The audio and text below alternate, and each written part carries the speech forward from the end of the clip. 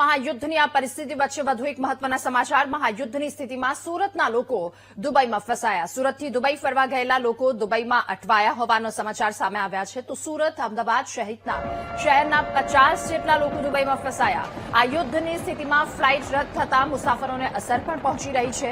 ક્યાં સુધી ફસાયેલા રહીશું તે ખબર નથી. મુસાફરો ત્યાં કહી રહ્યા છે ચિંતા અને સતત મિસાઇલ અને ડ્રોનના હુમલાઓ પણ થઈ રહ્યા છે. રસ્તાઓ સુમસામ છે, અજંપાભરી સ્થિતિ છે. મુસાફરોએ કે જેમણે વિડીયો મારફતે તેમની આ ચિંતા વ્યક્ત કરી છે. મોંઘી હોટલમાં રહેવા માટે તમામ મુસાફરો હાલ મજબૂર બન્યા. તો સરકાર ભાડું આપશે તેવી વાત છે, પરંતુ સત્તાવાર કન્ફર્મેશન પણ નથી આવ્યું. હોટલમાં રહેવા સિવાય અત્યારે કોઈ જ બીજો ઉપાય નથી. મુસાફરો કે જેમણે આ વાત કરી. ઇઝરાયલ અને ઈરાનમાં જે રીતે યુદ્ધની સ્થિતિ સર્જાઈ છે તેને લઈને મિડલ ઇસ્ટના જે દેશો છે તેની પર પણ તેની સીધી અસર જોવા મળી રહી છે. ત્યારે અમેરિકા, ઇઝરાયલ અને ઈરાન વચ્ચેના યુદ્ધને લઈને દુબઈમાં પણ તેની સીધી અસર છે. ત્યારે કેટલાક સુરતથી ગયેલા જે મુસાફરો જે છે, પ્રવાસીઓ તે ત્યાં દુબઈમાં અટવાયા છે. ત્યારે આપણી સાથે સુરતથી ગયેલ એક અમન જરીવાલા જે તેમની સાથે ગયા હતા, લોકો ત્યાં દુબઈમાં અત્યારે અટવાયા છે. આપણે અમનભાઈ સાથે વાત કરીશું. આ અમનભાઈ અત્યારે તમે જોઈ શકો છો, આપણે વિડીયો કોલ પર તેમની સાથે સીધા જ વાત કરવાનો પ્રયત્ન કરી રહ્યા છો. અમનભાઈ, અત્યારે આપ કઈ જગ્યાએ છો અને કઈ સ્થિતિમાં મુકાયા છો?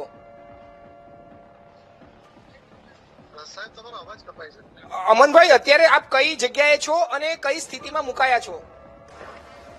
અમે અત્યારે દુબઈમાં છે હાલમાં, અને હાલમાં દુબઈની પરિસ્થિતિ જમવા ખાવામાં કોઈ પ્રોબ્લેમ નથી, બટ અમે જે હોટલોમાં રોકાયેલા છે એમાં રેન્ટ ભરવા માટેના પૈસા આપવા પડે છે. અને આમ તો કોઈ પ્રોબ્લેમ નથી, બટ કેવું છે કે સુરત આવવું છે પણ ફ્લાઇટ નો કોઈ રસ્તો અમને દેખાઈ નથી રહ્યો. અમે અત્યારે દુબઈની અંદર ફસાયા છે અને મારી જોડે આ ફેમિલી પણ સાથે જ છે. અમે લોકો બી અમે અમદાવાદ થી આવેલા છીએ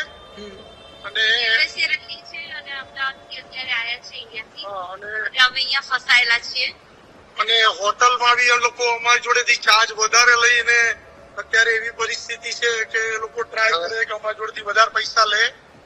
અને અમને અમરભાઈ મળ્યા તો એ અમને હેલ્પ કરવા માંગે છે. તો અમરભાઈ ની જોડે અમે છીએ અત્યારે. એટલે હું દુબઈ ની અંદર જ છું, એટલે કોઈ વાંધો નથી સાહેબ. બાકી કોઈ પ્રોબ્લેમેટિક. સુરત આવવા માટે કઈ રીતની અને તમારા જે ગુજરાતીઓ ફસાયા છે તે ફરજ કઈ રીતે આવી શકે તેની કોઈ શક્યતા જોવા મળે છે ખરી કે ત્યાં અત્યારે સ્થિતિ પ્રમાણે? અત્યારે સ્થિતિ પ્રમાણે, હાલની સ્થિતિ પ્રમાણે કોઈ એવી શક્યતા દેખાઈ નથી રહી અને કોઈ એવા પરફેક્ટ ન્યૂઝ અમારી જોડે આવી નથી રહ્યા કે અમે કઈ રીતે અમે એરલાઇન નો શરૂ થાય તો અમે વેઇટ કરીએ છીએ પ્રોપર ગાઈડન્સ નો, એ જો અમને મળી નથી રહ્યો.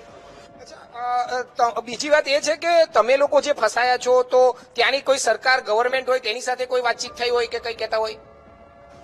અહીંયાની ગવર્મેન્ટ ખાલી એક સર્ક્યુલર જાહેર કર્યું છે જે આજે સવારે, જ્યાં જે હોટલોમાં રોકાયા છે તો બાકીનું જે રેન્ટ છે એ સરકાર ચૂકવશે, પણ એની હજુ કન્ફર્મેશન અમારા હાથમાં આવી નથી. એટલે કન્ફર્મેશન આવે પછી અમને ખબર પડશે. લગભગ 1 કલાક 12 પછી એ લોકો કદાચ અમને કે શું છે એકચ્યુઅલ સિચ્યુએશન, એટલે પછી અમને ખબર પડે કે 12 વાગ્યા પછી શું થાય છે. કદાચ અત્યારે હાલ દુબઈમાં રસ્તાઓ પણ ખાલી છે, તમે જોઈ શકો છો. હા, તો એ મને દુબઈની પરિસ્થિતિ બતાવજો, કઈ કઈ રીતની છે તે. દુબઈમાં અત્યારે હાલ ટ્રાફિક જો કે આ ફૂલ બિઝી એરિયો છે દુબઈનો, બળ દુબઈ કહેવાય.